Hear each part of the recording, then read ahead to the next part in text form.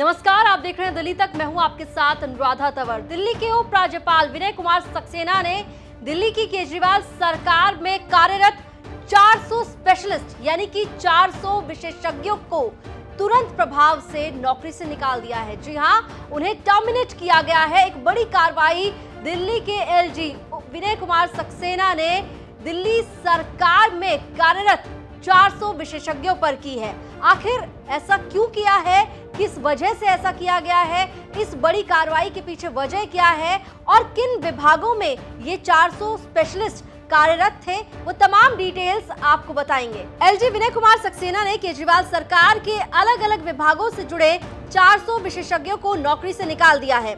ये दिल्ली सरकार के अलग अलग विभाग, कॉर्पोरेशन, बोर्ड्स और पीएसयू में नियुक्त थे। एलजी कार्यालय से जारी बयान में कहा गया है कि इनकी तैनाती में पारदर्शिता का पालन नहीं किया गया था, जिस वजह से इन्हें नौकरी से निकाला गया है।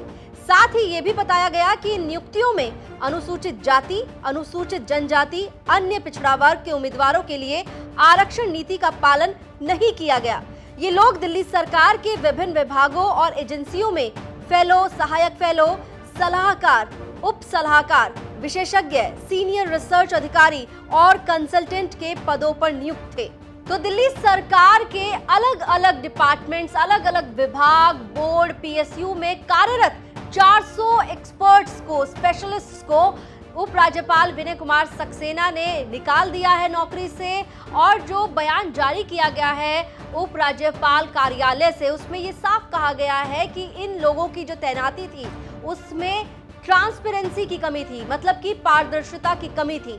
अब ये भी जान लीजिए कि आखिर किस वजह से ये पूरी कार्रवाई हुई है उप राज्यपाल के द्वारा। सेवा विभाग ने इन 400 लोगों को तत्काल प्रभाव से टर्मिनेट करने के लिए एलजी से अनुरोध किया था कि इनमें से कई उम्मीदवार इन पदों के लिए पर्याप्त शैक्षणिक योग्यता को पूरा भी नहीं करते हैं। कई तो ऐसे हैं जिनके पास पर्याप्त अनुभव भी नहीं है, लेकिन फिर भी उचित मानदंडों का पालन किए बिना ही इनकी नियुक्तियां कर दी गई, जिसके बाद एलजी वीके सक्सेना ने सेवा विभाग के अनुरोध को स्वीकार किया और ये बड़ी कार्रवाई की।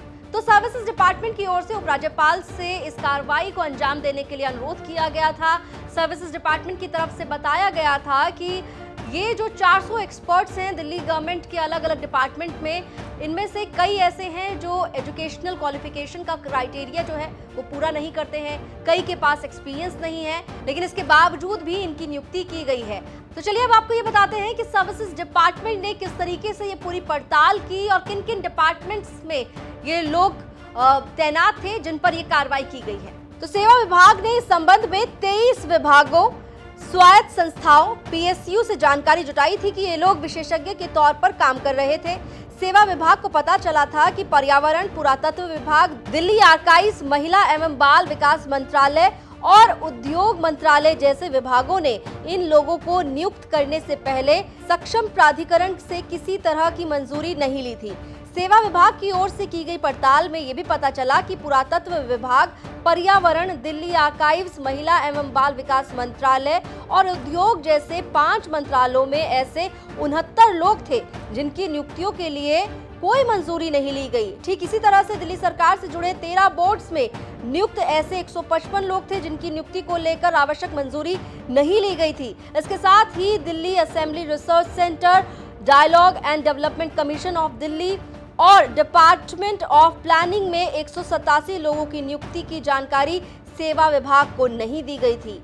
आपको ये भी बता दें कि स्वास्थ्य एवं परिवार कल्याण, खाद्य सुरक्षा, Indira Gandhi hospital and transport जैसे 4 विभागों में 11 लोगों की नियुक्तियां उपराज्यपाल की मंजूरी के बाद हुई थी। उपराज्यपाल ने निर्देश दिए हैं कि सभी संबंधित पक्षों को सेवा विभाग के निर्देशों का पालन करना चाहिए। ऐसा नहीं करने पर संबंधित प्रशासनिक सचिव के खिलाफ विभागीय कार्रवाई शुरू की जा सकती है।